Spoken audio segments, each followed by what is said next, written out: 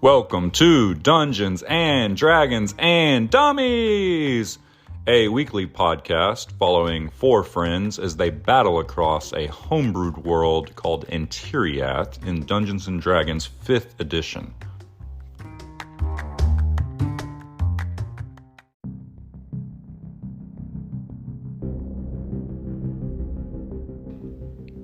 Step into our mystical world called Antiriath and follow our party of three dummies as they adventure across the lands. Talik Grug, half-orc, half-mystery, the fighter, played by Taylor. Bodyknock Greenleaf, the halfling rogue with a penchant for taking things that don't belong to him, played by Josh. And the ever-mysterious Eclarian Shadow, half-elf ranger from the Eclarian Mountains, played by Seth. And last but not least, the creator of our beautiful world, the man of many voices, and our dungeon master, Sam.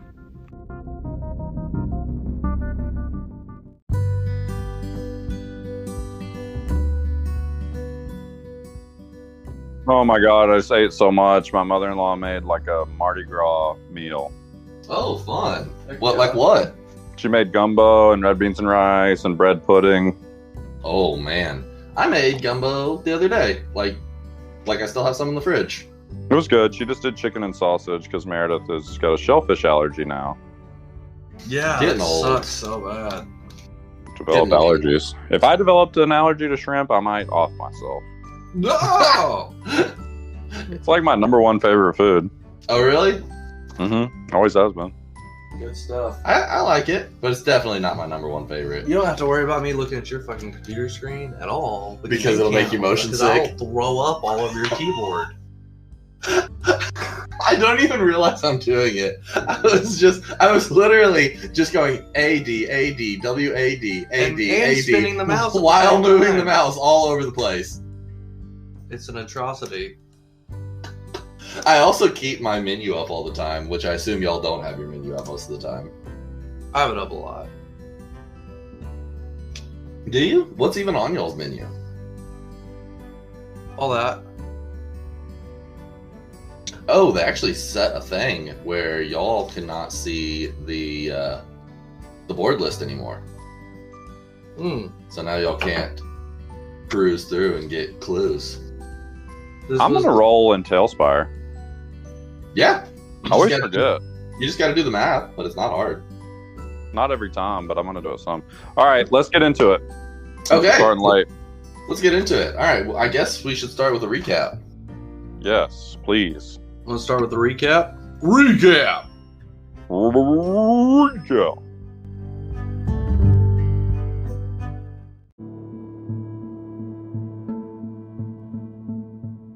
It's the 7th of Harvest at 10:30 a.m. We entered the Kreetok Inn to speak with Platt.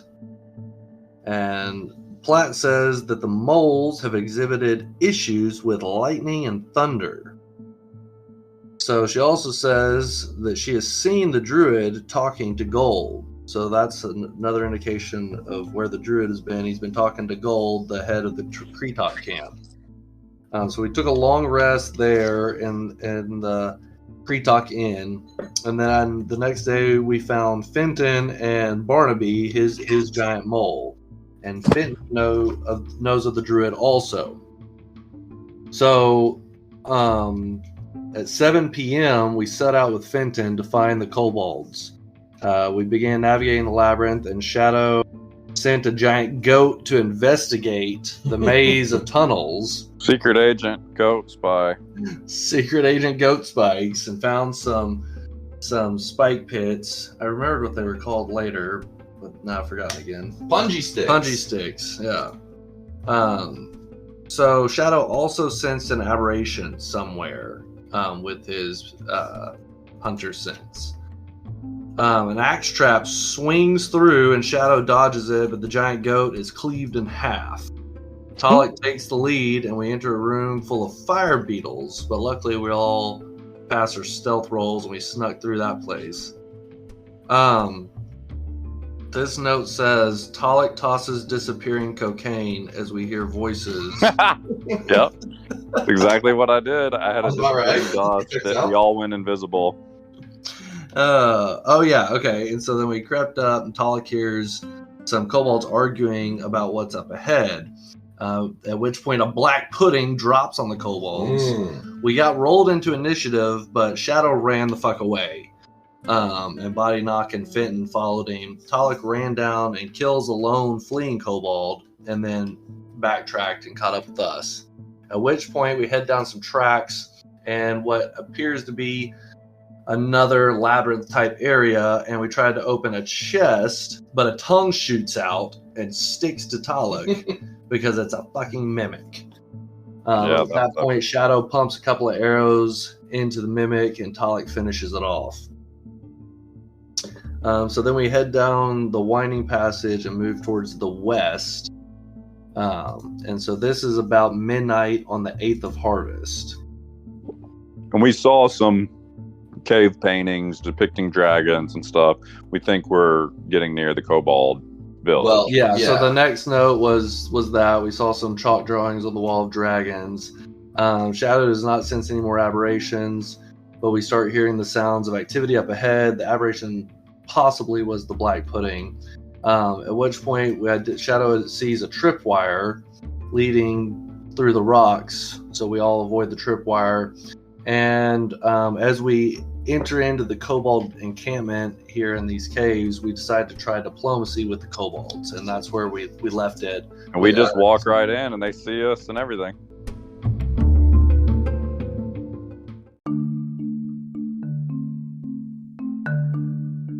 Yep, so y'all walked in, and a couple of kobolds were just kind of like startled by y'all just waltzing right in.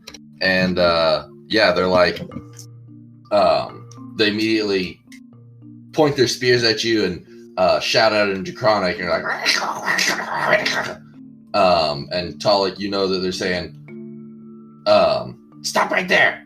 Stop right there. We'll kill you where you stand. Whoa. Okay. We don't want any trouble. Do you respond in Common or Draconic? In Draconic. Okay. They're like, they look you guys over a little bit, and then they see Fenton standing in the back, and they kind of take a look at him, and they say, "Who are you? What do you want?" In Common. Talik. Well, we've come to discuss making peace between you guys and the Kretoks. So at that point, Fenton will kind of step forward a little bit. He'll be like, "My name's Fenton, and I'm the chief's son. I'm here to parlay on our behalf." And the kobolds will kind of look at each other. They'll be like, "We're gonna take you to Master Gilnard. Come with us."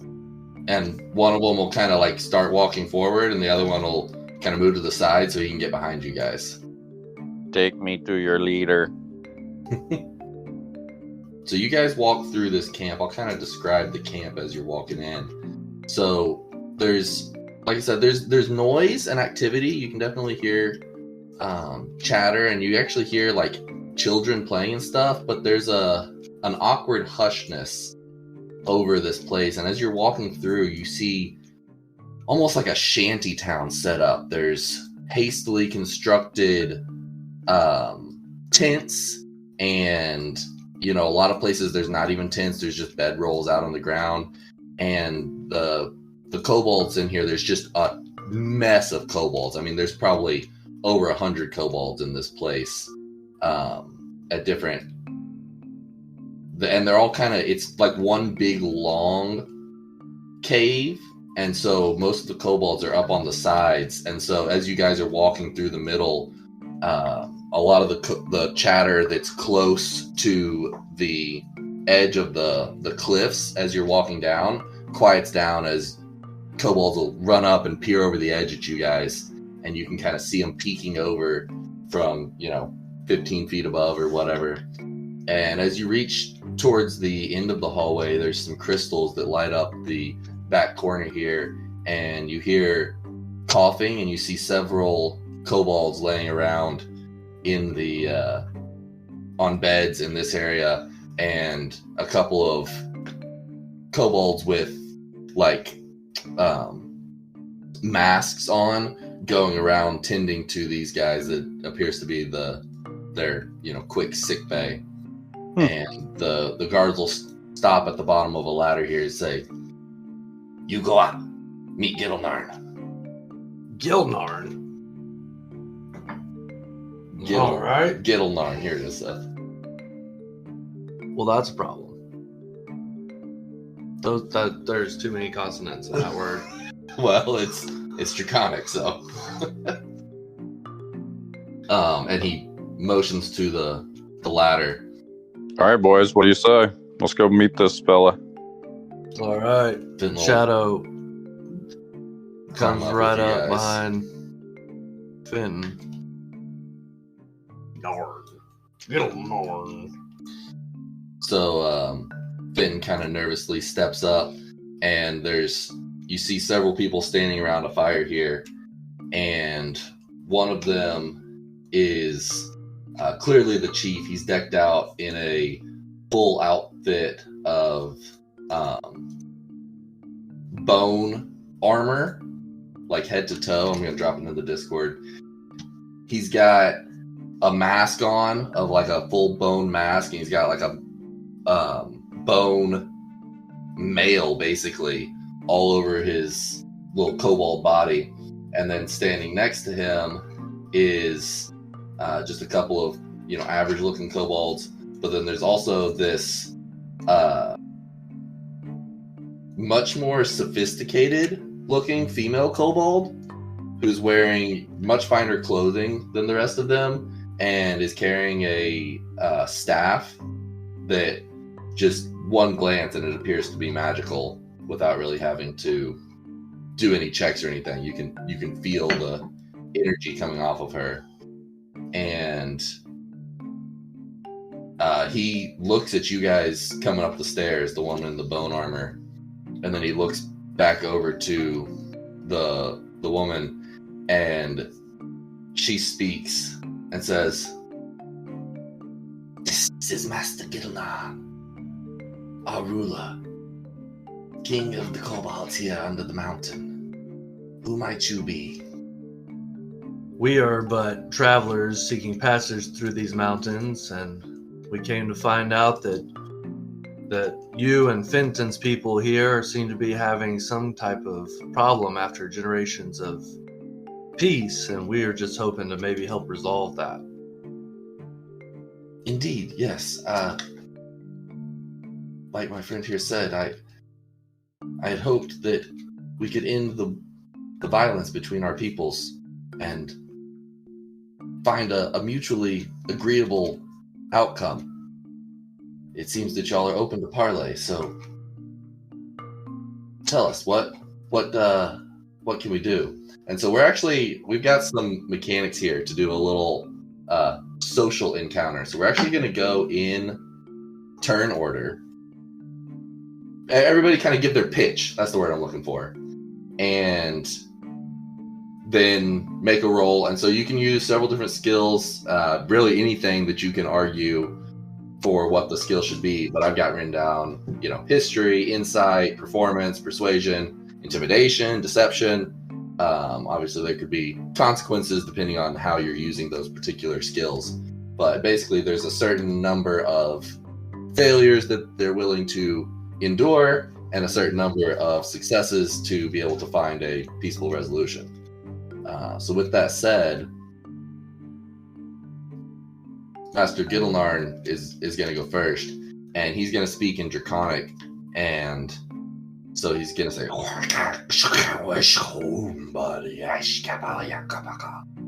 and then the other one, whose mistress Rinkasha, will translate it into common, but Talik, you would have known this right out the gate. He says, "The Great Wall has failed, and our village has been overrun. We were forced out of our home.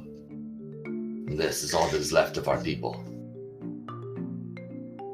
Talik, you're up first. I'd like to try a investigation check and ask him about the Gray Village and where they live and who's overrun them. Can I do that? Make me roll. Okay, I got a 12. Are you asking in Draconic? Yeah, I'll ask him in Draconic. I'm going to say if you ask in Draconic, you can roll with advantage. Okay. So just roll it again. Okay, it's still a 12. Okay. So something about the way that you say it, maybe you didn't quite get your Draconic right, but he responds with, "Do you believe us not to be warriors, incapable of defending our homes?" And you feel like you said something a little bit wrong and seem to have implied that they weren't able to protect their home, and so you don't think well of them, and that seems to offend him. Whoa! I'm naive of the ongoings outside of Mekzim and lately Bilyatuk and the area east of the Coppertone Mountains. But sorry, no intention to offend, Mr. Gildnard. He just kind of breathes a sigh and looks to the next one of you. What questions do you have, little one? And the mistress will translate it as he speaks it in Draconic, and he looks to Bodinock. Would it not be beneficial to work together with the other creatures in this cave to protect what you have left of your home? Okay, what you want to use? That sounds like a persuasion to me. We'll go persuasion, I guess, and roll that. Yeah, I like it. It's made 19. So he smiles at the way that it must be relayed to him through Mistress Rinkasha. She kind of pretties up your words, it seems, and he says, "Is there an offer here to be made that the Kretoks would help us? For years we have minded our own, and they minded theirs." And I'll defer to Fenton now. Fenton will jump in here and reply. He says, "We Kretoks are not great warriors, but we would do whatever we could in order to make our home safe. If it troubles you, then it will eventually trouble us. We have a symbiotic relationship." He's going to use history to talk about. Oh, wow. And he got a natural 20. All right. There you go, Fenton. So, somewhere in his speech, he probably talks about some ancient chieftains of old that they recognize the names and are impressed that he knows the names of their previous chieftains. Shadow, what do you have to say? Now we're cooking with gas, boys. O great and noble chieftain, I hear your words, and I know that I'm not worthy of standing in your stead, but if you would have me, I would see to it that I would put myself in your shoes and go and try to deal with what has happened at this wall you speak of and see it for myself. What was it? 12. Oh, came through as a 12. So he'll stand up to that and say, and the mistress will speak. She'll say, he says, "Once again, you insult our ability to defend our home. What is it that you hope to accomplish here?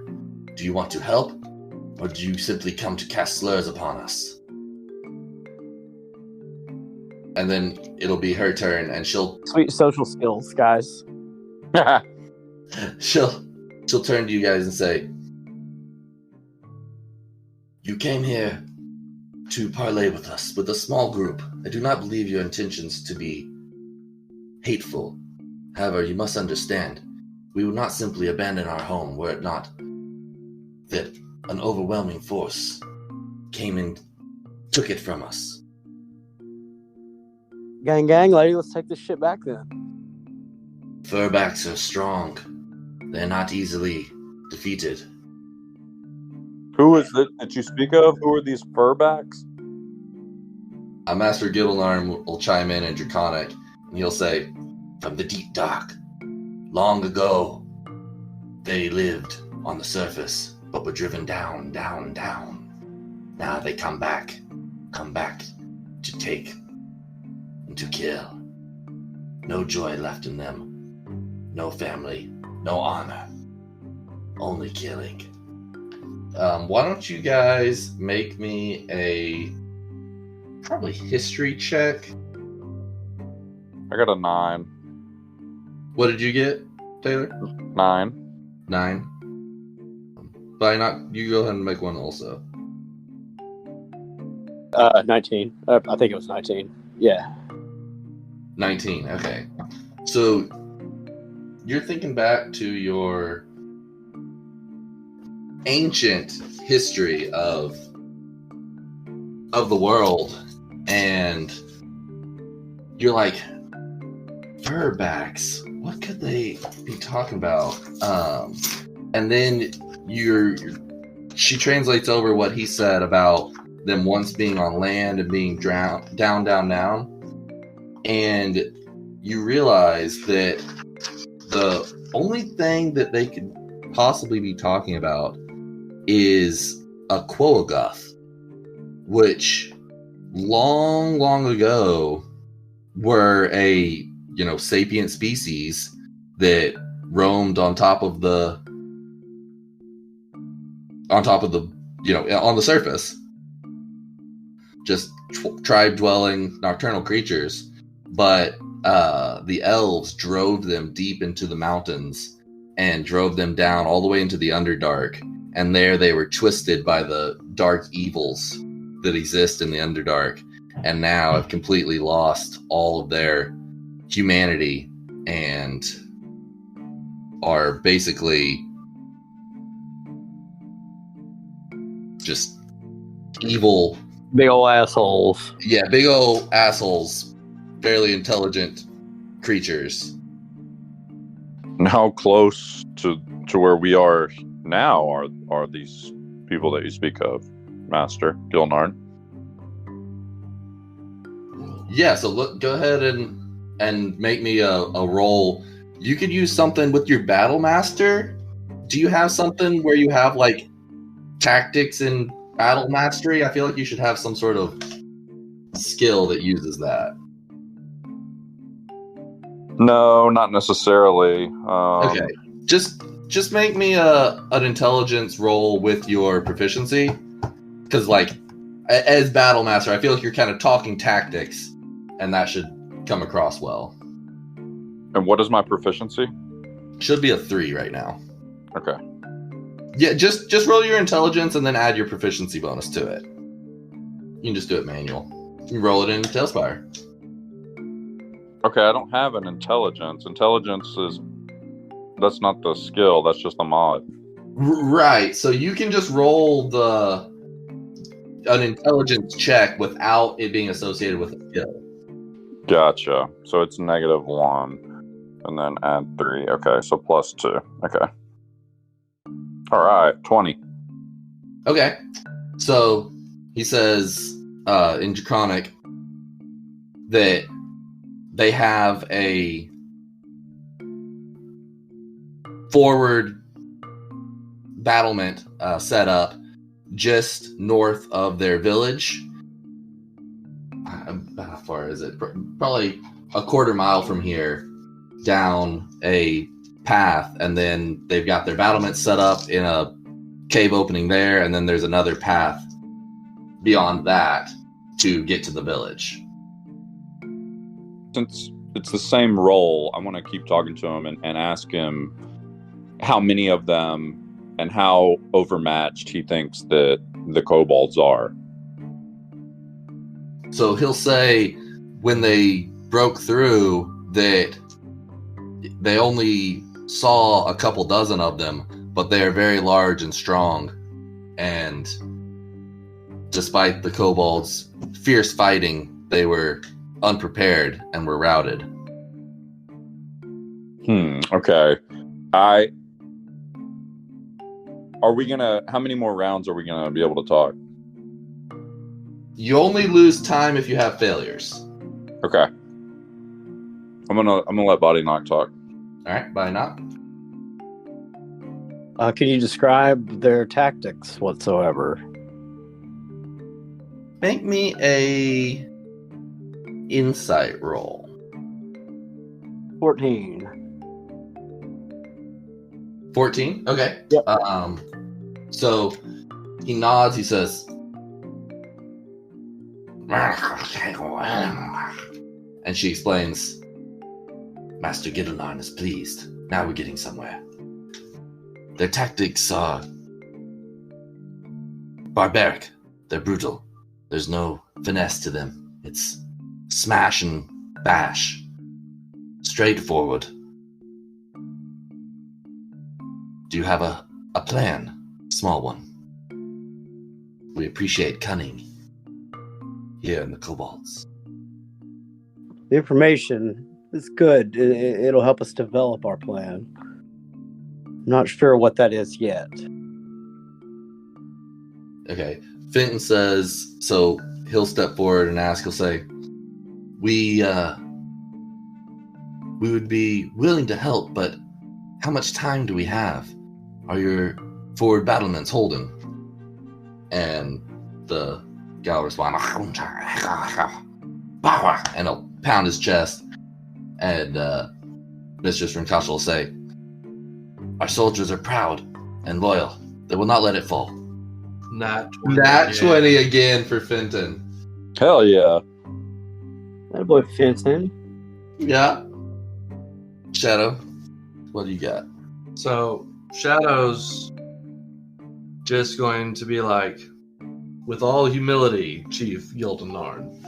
And then he's going to plant his glaive, the butt of his glaive in the ground, and do a handstand holding on to the top of the glaive.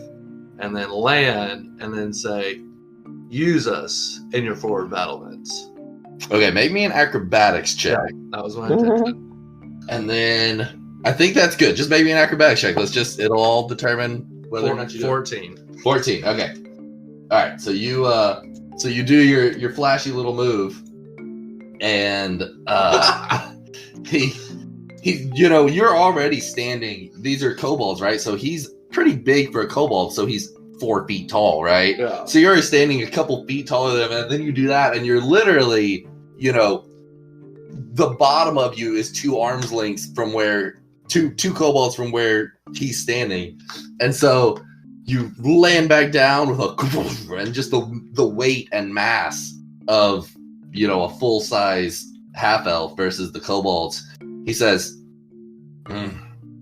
perhaps their size will not be quite as much of a threat to you. He says, it's agreed then. We'll work together to reclaim our home. I will send my best warriors with you. And he takes his couple of bones off of his belt and bangs them together like, and it kind of echoes throughout the cave. And then there's a bit of a pause, and then the entire cave goes as there's just like everybody claps in unison, and then they just all start going.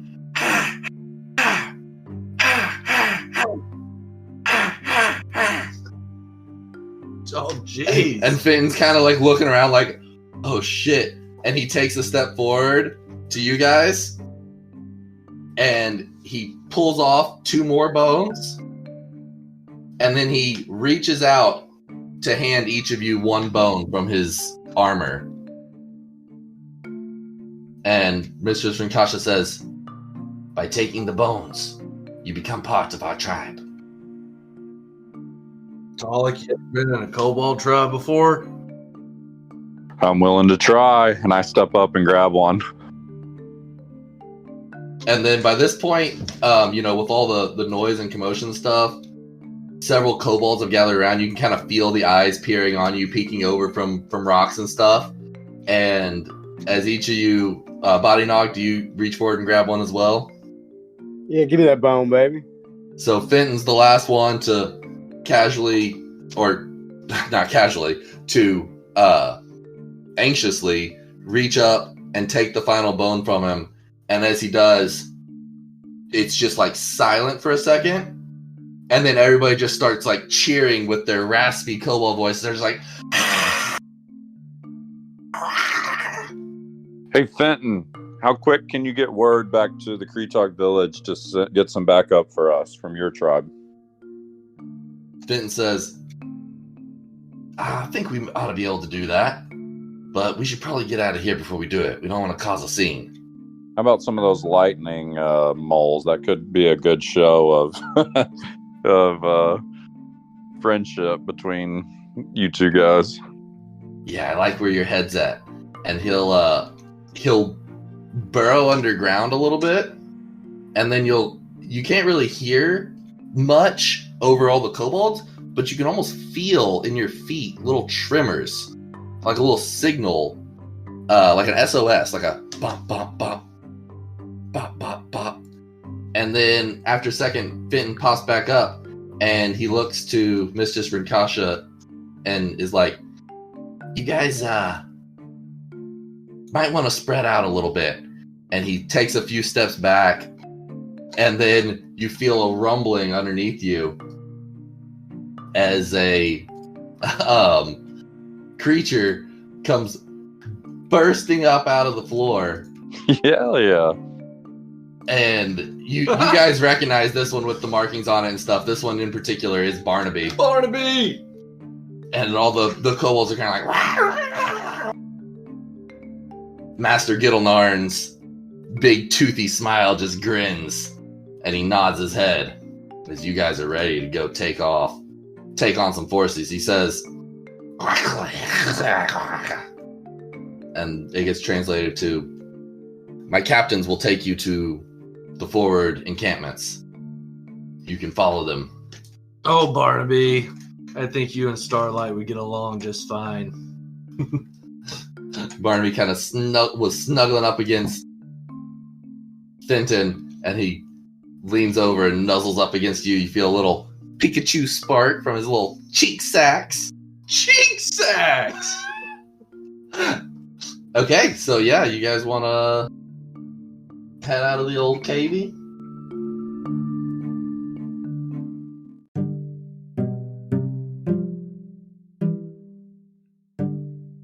Alright, so you guys go back out the way you came in, and you probably don't remember, but y'all had come down and actually come to a, like, 4-way crossroad where you could keep going straight, you could turn right, or you could turn left, and y'all chose to turn right, and you came down here. So you go back out to the main way and turn right now, so basically continue the way you would have continued if you had just kept going from where you came from.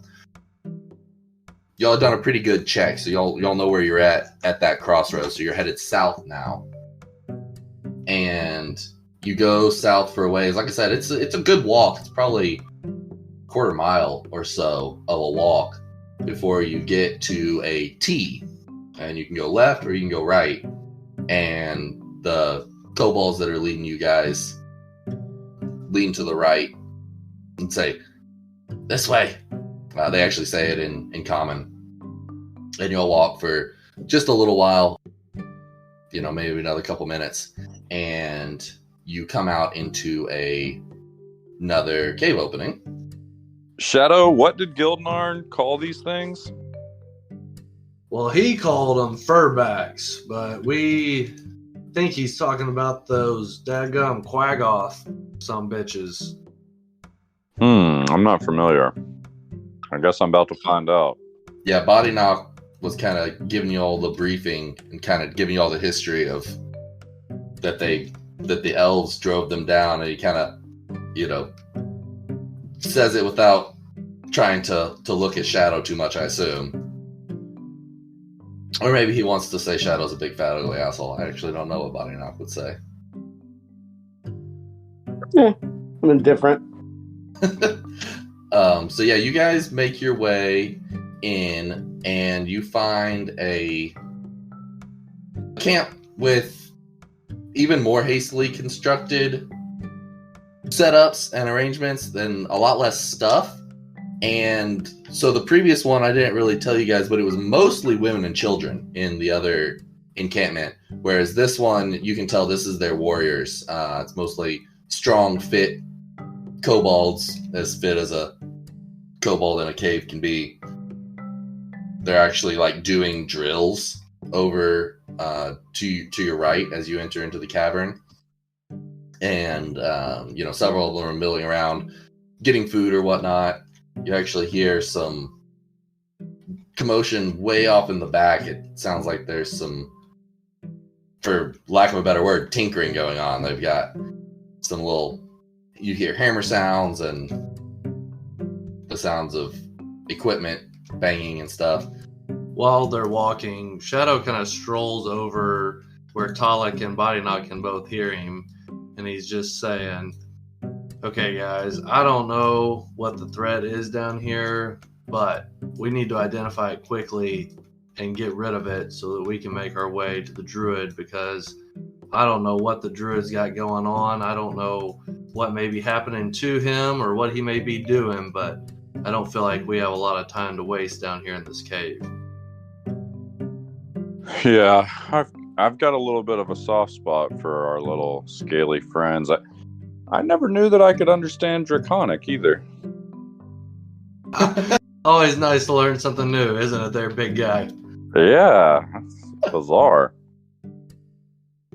So these guys bring you up to who appears to be the person in charge, and all the kobolds are like eyeing you guys as you walk in with a couple of kobold guards. Y'all had to step over a few traps on the way here. They pointed out a couple of like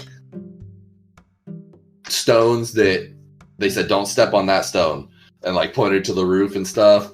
And by the time you guys get here, everybody's eyeing you, and that you walk up to whoever seems to be in charge, and he'll to one of the other guys, and Talik will understand. He's like, what are you doing? Who have you brought to our camp? And the guy will respond and say that in Draconic that Master Gittlenarn sent them here to help us to clear out the Quogoths. Yeah, I'll step up and be like, we're here to help with the little furry problem you've got. He'll kind of look you guys up and down and look up at so there appears to be this wall built rather hastily and shoddily out of just stone and like random timbers and bone and all sorts of just whatever junk they could find just piled up, create a little wall, and there's a kobold or two patrolling it and looking off down to the southeast cavern that leads out of, or passage that leads out of this cavern. And he'll look back at you guys and say, be our guests in common, and kind of gesture that way. And the other kobold will step forward and say, Master Gittlenarn says we are to fight together and help them. All right, so where's Shadow starts looking for a way to step up on top of the ramparts and look over the top. Okay, so yeah, it's pretty easy to climb up, and you peer over, and it's just a dark hallway leading off to the next area. The kobold you step up next to kind of looks up at you, and he could barely overhear what you guys are saying. He says, all's been quiet for 2 days. I'm going to talk to this kobold in front of me and reach out my hand and be like, Talik Grug, are you the leader of the warrior encampment here? He says, I, named Shripschlap. I'm in charge of this platoon here. Or whatever the kobold equivalent would be. My men are ready to help. I can send a small group with you. The rest of us can stay here to defend, should y'all rile them up. Talik, ask him when the last time he's seen one of these things is. I don't see shit up here. What was it? Shrimp slop? When's the last time you've seen these Quagoths? The furbacks, haven't attacked our walls in 2 days. Where'd they go? I assume they're just pillaging our village, enjoying the fruits. There's much there, much good, much to enjoy. I'm gonna look to him, and I want to try and. Well, I'm gonna roll first. I'm gonna try and run a persuasion check. Okay. I'm gonna go ahead and roll just so I can see how good my speech is. Okay, I got an 18. So I'm gonna look to him and be like, "What was your name again, soldier?" Grit clock. Drip Slack. Grit This is the clock. time to fight. This is the time to rouse all of your men and send them with us. We've brought help from the Kretoks. This is the time to align yourselves with the Kretoks. We're more powerful together than we are separate. Let's bring all of your able men in this camp, and let's take these guys out once and for all. So he'll look at the couple of guards that you sent with him, and he'll look at his men, and the guards you sent with him will kind of nod, and he'll look back at some of his grunts that are standing by the fire, and you can see their wet eyes glistening in the fire, and they grit their teeth and like grip tightly on their little bone daggers, and they nod to him as well. And he says, he looks down and he sees the bone kind of tucked in your belt, and he looks across and sees that all of you have one. And so he reaches up, he puts down his club and reaches out a claw to you in like a arm up bro handshake offer. Yeah, like a predator handshake. Like a half hug, yeah. And You And so son of a bitch. I put my hand up to him. so he'll take it and he'll come into you, and he's so much smaller than you, right? Like he's like a child to you. As he pulls up to you and he claps as high as he can on you, like gets up next to you, underneath your other arm. He says, "We fight together, brother." So while that's going on, Shadow's looking out of the corner of his eye, kind of smiling, amused to himself that Talik has found him some kindred spirits, and he just kind of calmly tosses a fuzzball from his rust bag of tricks down next to him on the top of the ramparts, and out pops a giant goat. Another Giant goat. goats, baby. Oh, fucking giant goats, man. And I put my arm around this guy, Shrimp Chop, and I put my arm around his shoulder and I lift him up off the ground. Okay. He's like, And he's kind of like, "Well," I set him back down. Like, let's do it. okay. He takes out a bone and clacks it together twice, just like the leader did, and all the other kobolds start to come over towards you guys. And you've got like a little kobold army here. Talik's like really feeling full of himself. I'm gonna take my greatsword and put it up in the air above my head and be like, "Whoo, whoo!" See if they'll do it with me. And they'll clap their hands. All this is still going on, and Shadow reaches down and casts Beast Sense on the giant goat.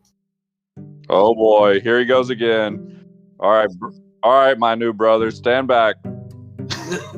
And just yeets the giant goat off the ramparts and sprints down the hallway. Just full fucking speed. Actually, in fact, I don't have it pulled up in front of me, but he's going to use the giant goat's dash ability. Yeah, and charging and just charging. Yeah, just truck barreling down. Down. And I'm imagining just like tunnel vision Oh, yeah. of a dark cave, and he's just like swooping back and forth and like can barely see anything, right? Because you didn't put the goggles on him last time you didn't go. So he should just see like 5 feet in front of him. So it's just like whoo, whoo, like a roller coaster. He's just dashing through the cave.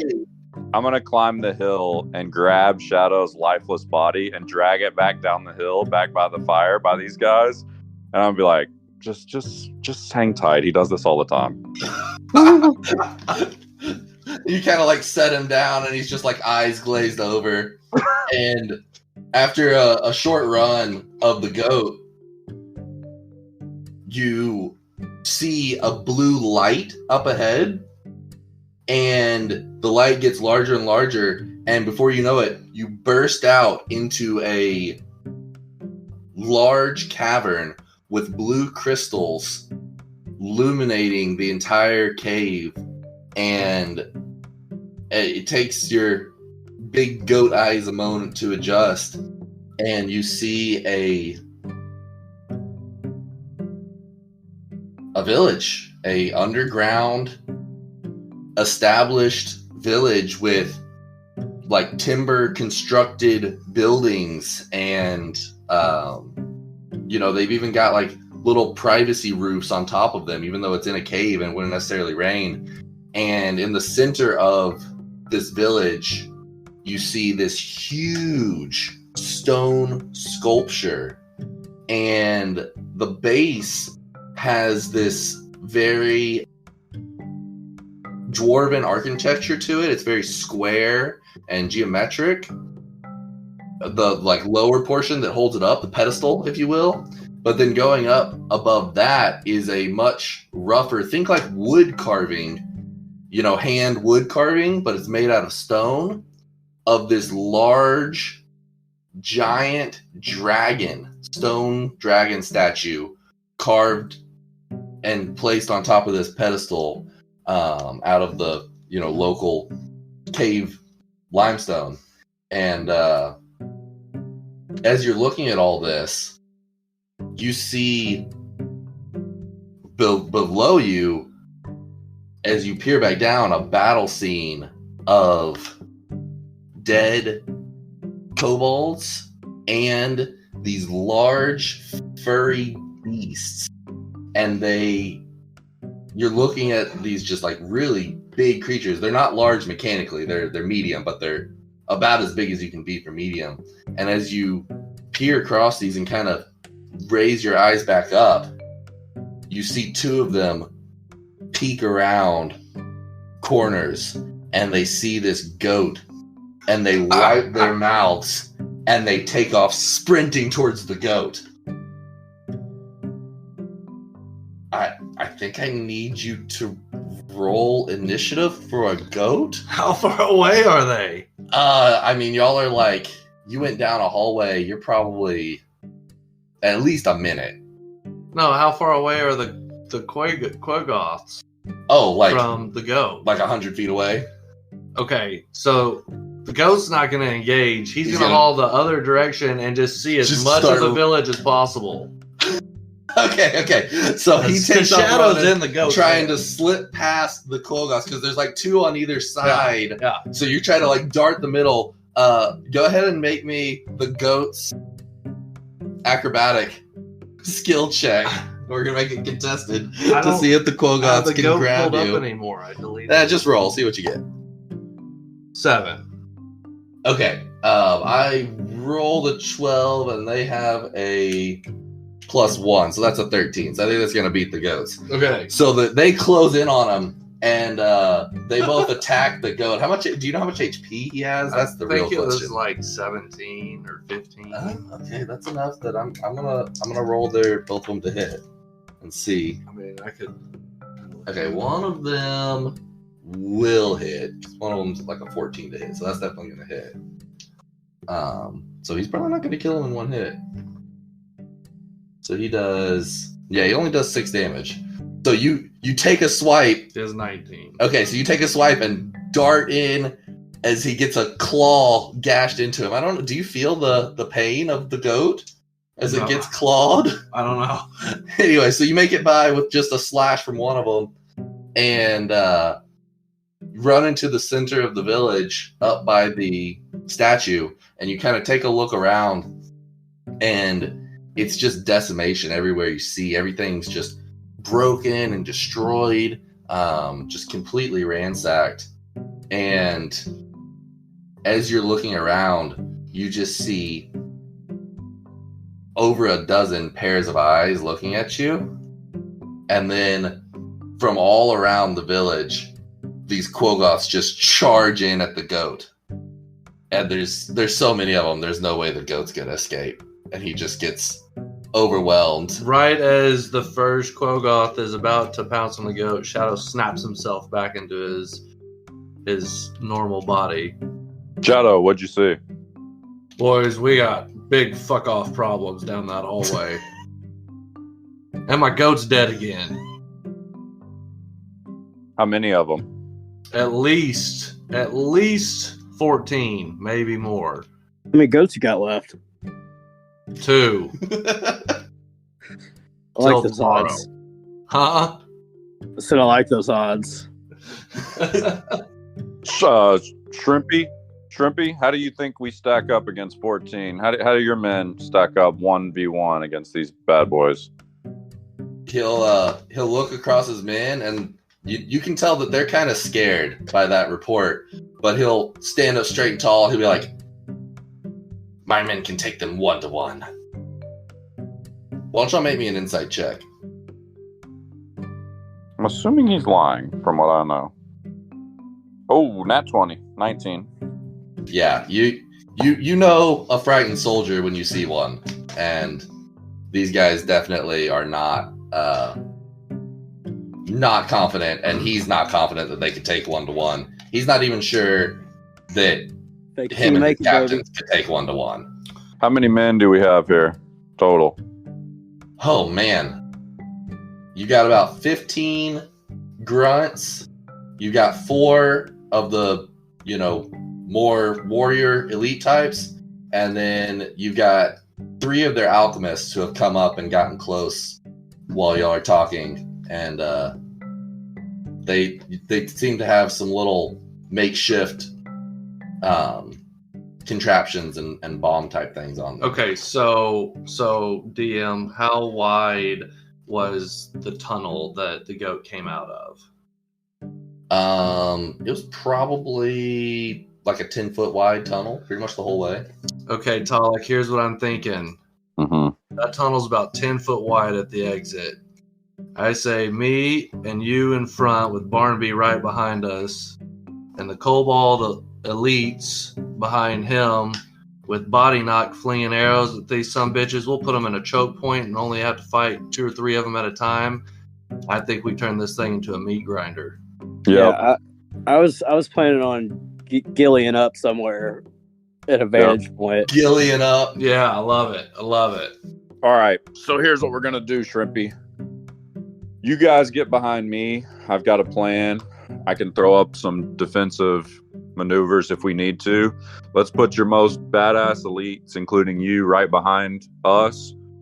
Put the grunts behind them, and let's put these bomb throwers in the back. And let's, I think now's as good a time as any. Let's do it. Let's take your town back.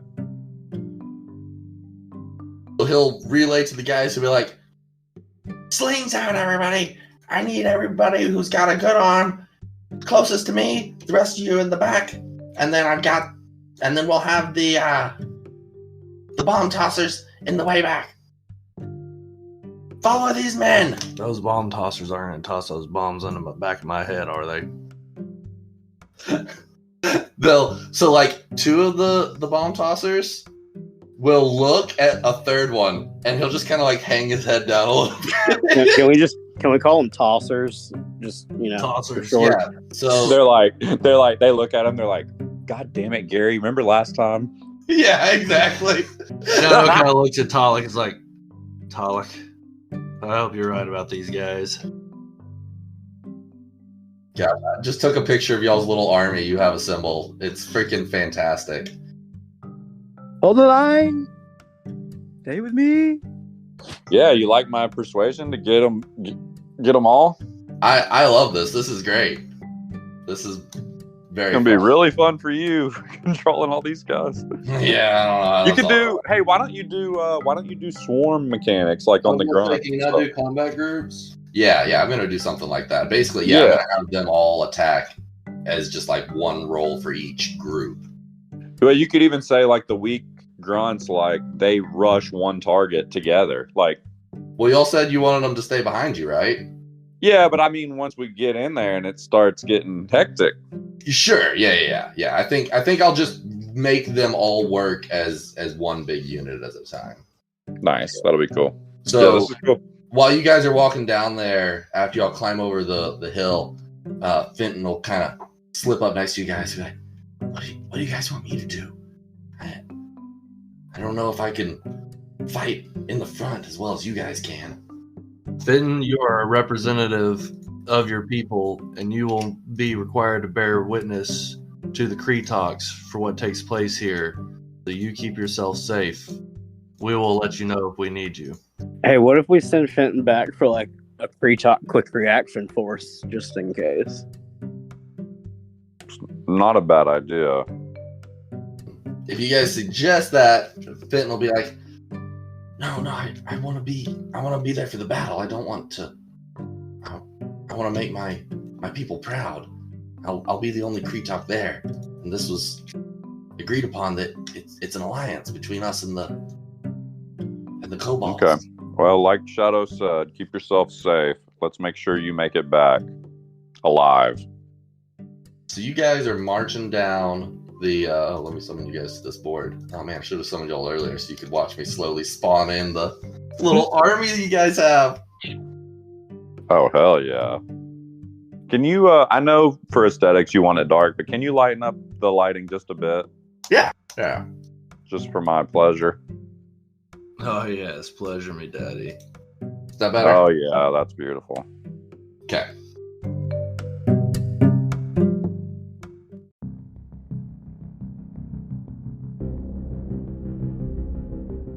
So, I guess you guys are like marching down the hallway, just like. Yep.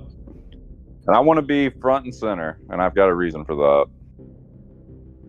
Yeah, so you get down here and you see that, you might have. Your goat eyes might have underestimated. It's more like 15 feet across, maybe 20 in some places, but you can find a narrow spot that's, about 15 across. A goat made me a liar.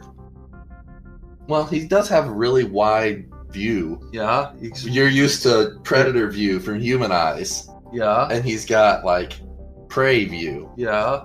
It's an FOV difference. That's your experience as a goat? Yeah, when I have entered into a goat's body and taken over it. That's been your experience. That's what it feels like to me. All right. Wide set eyes are misleading. Okay. Oh, man. Those evil demonic You just frog wait till I eyes. go into one of these Quogoths, then you're going to really think predator view. Can you go into a Quogoth? No. Okay. It has to be a willing beast. Thank God. So you guys hear... Sam was concerned. You should have seen his face.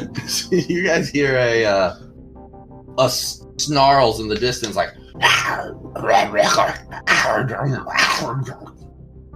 And then you hear, not quite as loud, actually rather quiet, padding of running, and you see, before your dark vision of 60 feet comes into effect, out at like 100 feet, you just see these two reflective eyes reflecting the gems and crystals around the room as you run in, and it's time to roll initiative as you see a bunch of Quogoths running at you. Now, I thought you said it was lit up in here from when the goat was in You're here. right. Yeah, your dark vision doesn't even have to work. So coming in out of the Shadows. Yeah, coming out into the open where the lights are, you see all these Quogoths, and it's basically, I'll go ahead and drop the art for you guys. They're, imagine like not a werewolf, but like a white furred, and like not white because it's pretty and snowy, but white because it's sickly underground colored, large hunched creature, and it's almost got an elven face to it, but it's completely covered in white fur and big claws. I'm choosing to picture it like a combination between... It's like a Wendigo. Like an Cool. Uruk-hai and a silverback gorilla. I like Uruk-hai and silverback gorilla. Yeah, it doesn't really give me Wendigo vibes, because Wendigos are really lanky. And like, these guys have long limbs, but they're muscular. He does have a Wendigo-like face. All right. So I rolled initiative, but I see him, and I just call back to everybody, and I'm like, hold the line, and I've got my shield and my longsword of pallid light, just for let the record show. Okay. I rolled a 7. You roll a 7. I rolled a 17. Oh, nice. Okay. All right, Talik.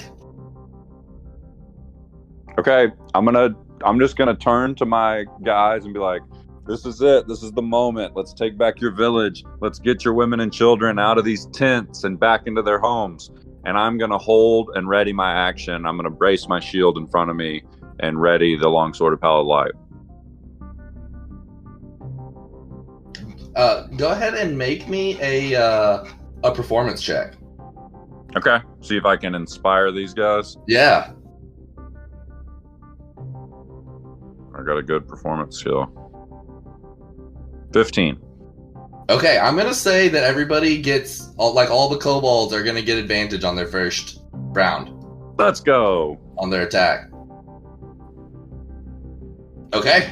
Let them. And action are you ready? I'm just gonna yell back to them and just say, "Let them come to us." Okay. So the kobolds are next, and they see them running in out in their home, and they're going to all release a volley of rocks. A volley! One of them was a nat 1 and one was an 18 because of the advantage. Let's go. Let's go. Hell yeah. So they release a volley, and they take out the Quogoth in the front just gets pelted by stones and just goes down. And then the rest of the Quogoths are all running at you guys. Okay, so they get to about there. It is going to be Body Knock's turn. You see about half a dozen have already made it up to the entry spot, and then there's more coming around.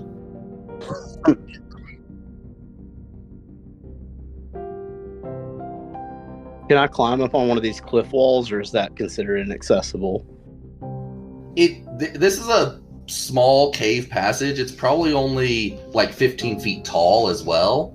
Okay. So those just, I didn't want to close it in because that's just obnoxious to fight with in Tailspire. I'm gonna place myself in this little nook right here, kind of like where I still have some line of sight. Mm-hmm.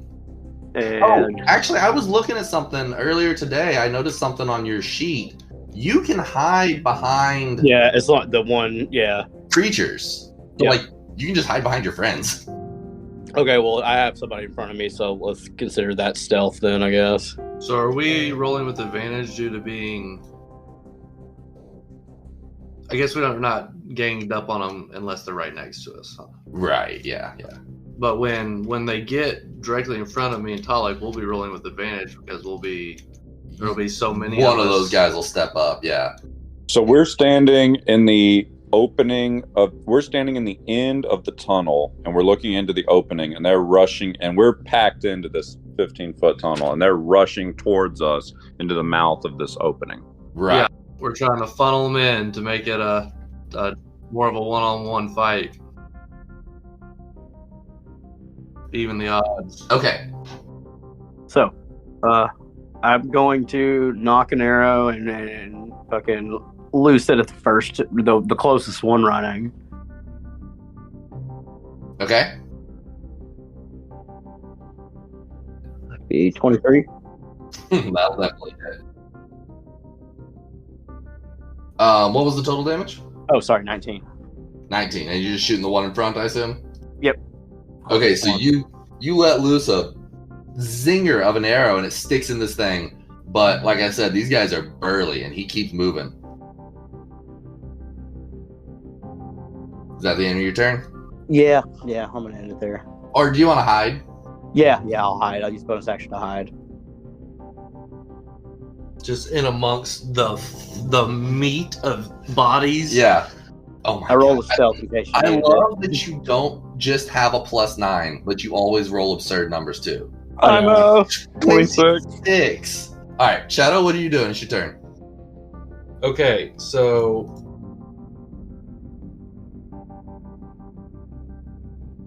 first things first, Shadow casts Hunter's Mark on the one that Body Knock just stuck an arrow in. Okay. Okay, so Shadow currently has his Drekben bow, and so my question is this a beast or dragon? It is a humanoid, So so it is not a beast. not a beast. Okay. All right, so I'm gonna let that first arrow fly. So he's got Hunter's Mark applied to that thing. That's gonna be a 19 to hit. That'll hit. Okay, so 11 damage. Okay. Is that plus 4? So this guy's takes another arrow into his other shoulder and just like keeps lumbering forward, just And then the second arrow is knocked in Drekben. Oh, it's gonna be a 9. Oh, that's not gonna hit. That one just whizzes past his fur. And then it's the Kobold Warrior's turn. They each have a couple javelins on them. So the Schlip Schlap will say, and they'll all do a volley of with advantage. Those guys will do a volley. Oh no. Even with advantage. Oh, they barely hit. So let's see what they do. Oh yeah. So they miss the one in front, but then 2 spears go into the one behind him. And he takes quite a bit of damage. He takes 16 damage. Hell yeah. And then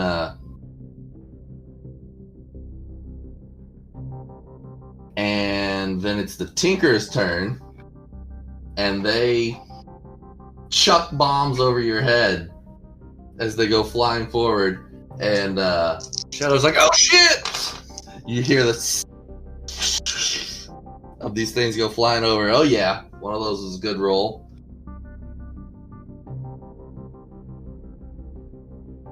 They hit the one in front that you guys have been doing damage to, and just a big explosion of fire goes off on this guy, and it's enough to take him out and drop him down.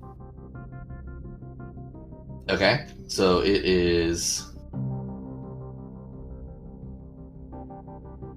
Fenton's turn, and he's going to say, he's going to tap Body Knock on the shoulder and be like,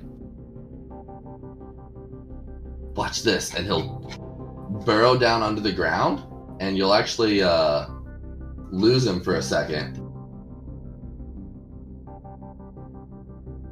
He'll pop back up behind Talik and say, remember, hold here, don't step forward, right? And he'll give you a little wink. Barnaby is going to hold for the moment, and then it is back up to you, Talik. I would like to cast the Chromatic Orb spell, and this orb, based about a basketball size shiny chrome orb, appears in my hands as I lift my left hand up and I toss this orb at the one on the right who's been injured. And it's flaming. I'm sorry, I should have mentioned that. Okay. Ooh, baby. 24 to hit, Okay, that'll hit. and it does 13 damage, fire damage. Heck yeah. All right, that's to the one that got hit by the javelins. Yes. All right, so he catches on. Well, I guess he doesn't catch on fire, but big burst of flame off of him, and he'll keep running though. These guys are tough boogers. And then it is the army of kobolds turns. So they'll take an attack. They'll lob some stuff out there, but they will do a tiny bit of damage to the same one that y'all have been attacking. You'll see him get hit by a few rocks, but it doesn't slow him down much as they do 5 damage to him. Okay, but now it's time. The Kolgoths are coming in. So 30 feet, this guy's going to get into you. He's going to get in a... Reaction. Well, okay. Well, actually, about 10 feet from Talik, he goes to put his big arm down as he steps over a rock, and it just collapses underneath him. And he's about to fall in this hole, but he rolls an natural 20 on his dexterity check and leaps over it as the ground crumbles out, and there's a little 5 foot deep, 5 foot wide hole in the ground here.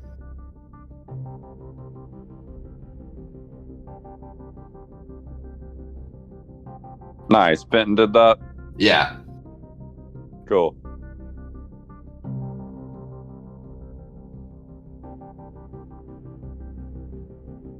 Okay, so he jumps over that, and then, so as he leaps over, Seth, you can take your reaction attack to him. Okay, so reaction. 11 to hit. Ooh, 11 will not hit. Fail. Epic fail, man.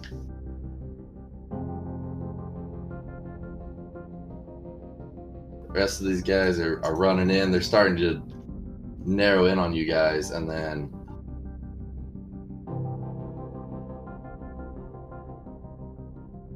Stay behind me. you guys see way off to the south. It looks like there's a batch of reinforcements, and then just a random smattering of them coming out of the middle of the town, just kind of forming to the middle of town. Yeah. So I can see my GM mode where there's just Yeah, I can see him. corpses or creatures everywhere. I can see him too. Stay behind me. So this one is going to attack you. Sorry for the long delay on getting attacked. Ooh, that's a 16 to hit, but I think your AC is crazy these days. Miss. Okay, so he just glances off of your shield, and it is Body Knock's turn. Let me see. So I have a bonus action of use an object. Is the flint and steel considered an object? Hmm.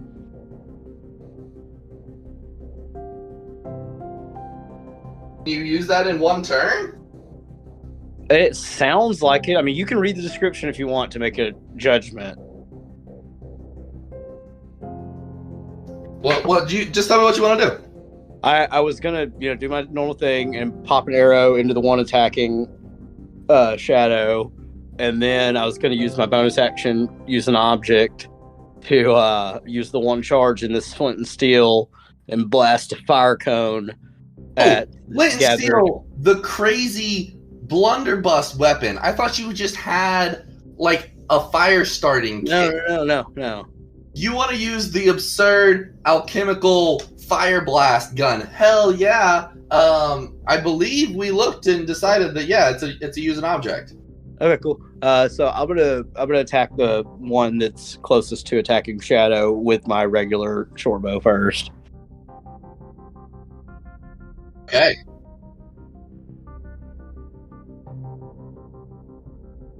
$25. Ooh. All right, that'll hit. Almost a nat 20, man.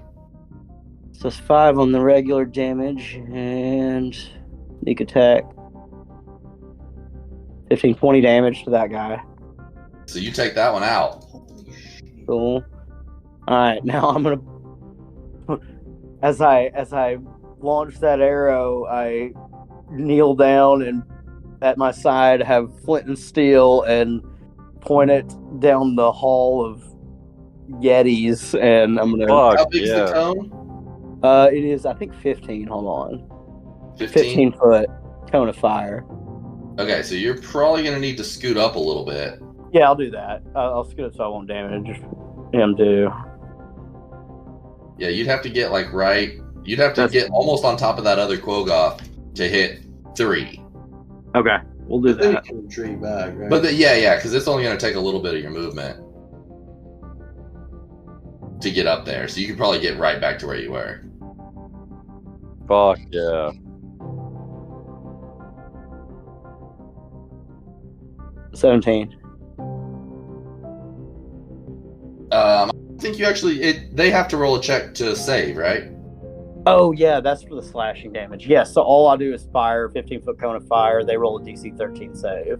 DC 13 save. I'm going to roll it individually for each of them. All right, left first. Success. Middle. Damn. Success. Last guy fail. All right, he's gonna take 9 fire damage. Okay. Do the other guys take half damage or none? Yes, they take half damage. They take half. Okay. All right.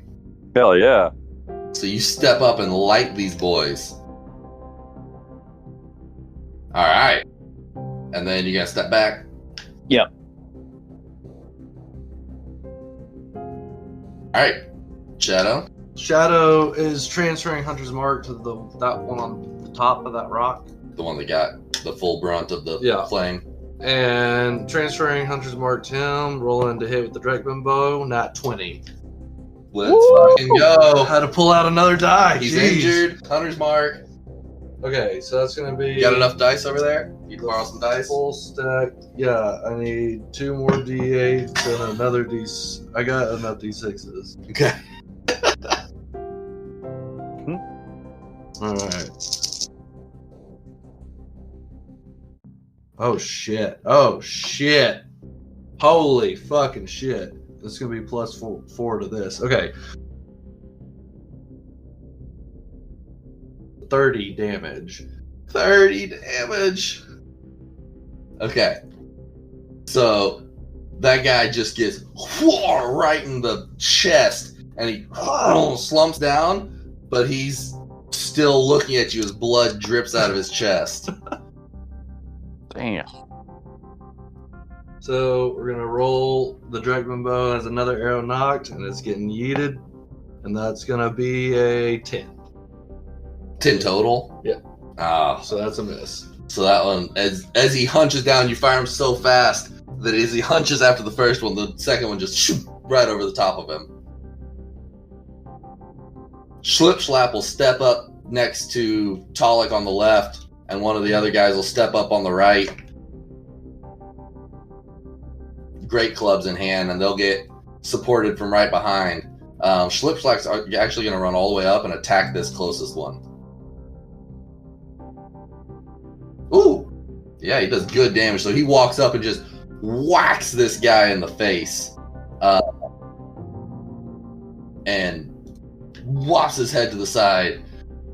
And he shouts a curse in Draconic, and you're just like, oh, I know that curse. That's a good one. Basically means you inferior your being. But that's like a great insult in Draconic. I'm just like, ooh. You see another wave of bombs fly over your head. Oh yeah, alright. So let's see. So one of the bombs hits the guy in the back, actually. It kind of like slips past the other guys. Splashes him with some fire. Ooh! Max damage on the fire. So he's gonna take some burn. And then it is going to be Fenton's turn. And he's going to step up next to you, and he's gonna like whisper something in Barnaby's ear, and Barnaby is going to disappear into the wall next to you, not disappear, but burrow into the wall next to you, and then he's going to pop out up next to these other guys, and he is going to start, his face is going to spark energy off of it, and then he's going to just burst out of his cheeks, a 10-foot radius of electric energy blast out all around him and hit a couple of these guys with a electric shock. Oh man, really good roll on the lightning damage. 20 on 2d12. So actually the one that was lit up by Shadow's arrow goes down, and the other guy takes a big zap, but he's still up. Man, 20's the best for doing math. And then Barnaby's gonna burrow back into his little cave, but he only has enough movement to get back into the little hole there. And then it's Talik's turn. And you can hear when Barnaby zaps him, you can hear Fenton just be like, "Yeah, Barnaby, get him!" I'm gonna run up on this guy in the front that our kobold buddy hit. I'm gonna smack him with the longsword of pallid light.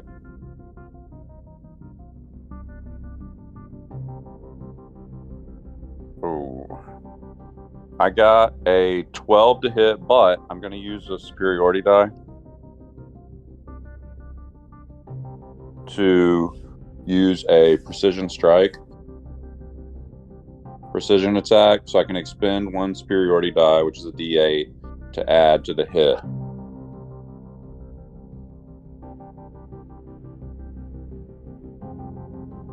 What's your total? What's the D8? Ooh, it was a 7. All right, Okay. so 19 to hit. Yeah. That'll definitely hit.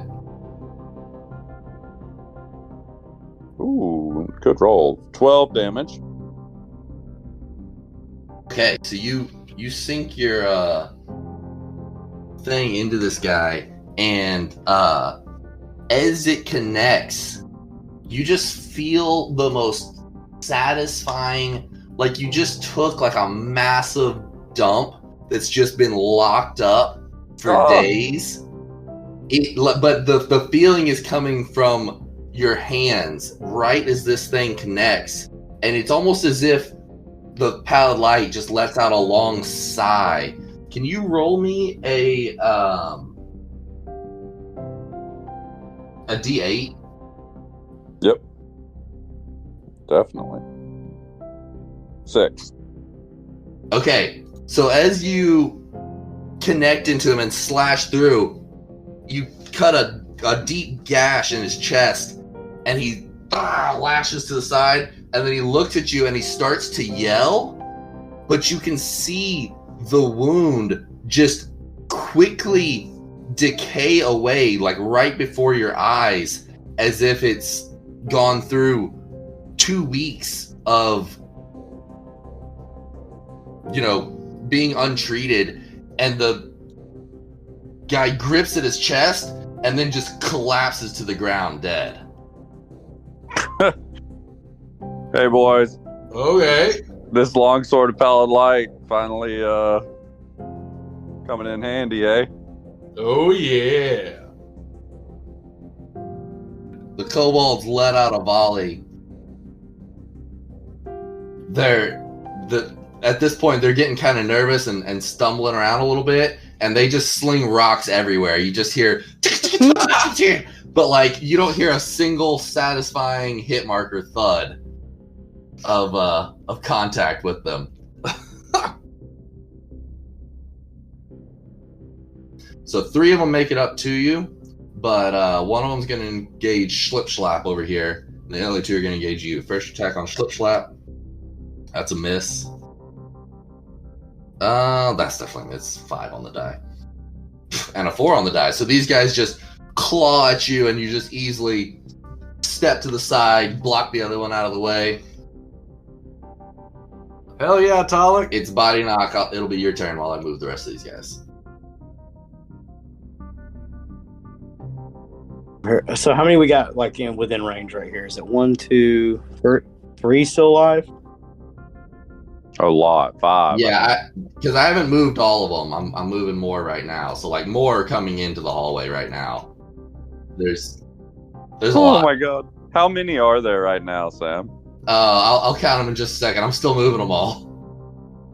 Holy fuck. And they're strong. They have like 40 HP, it looks like. Mm-hmm. Can I do a stealth roll, actually, and do the hide actually behind? You're not going to believe this, but an 11 is actually enough. Their passive perception. Really? Oh, wow. I was like, well, I didn't get it. Okay, so I'm going to take a shot at the choices. I guess this dude that's like right here on the right. 21. That'll hit. So, to your count, Taylor, you see 11 of them closing in close, and then off in the distance, you can see another 6. Jesus. It's a war, baby! It is a war. 23 damage on that feller. 23 to the guy up top? No, the guy to Taylor, or to Talik's right. This area? Yep, the guy, yep. Okay. Yep. Dang. All right. And then I'll use my bonus action to hide.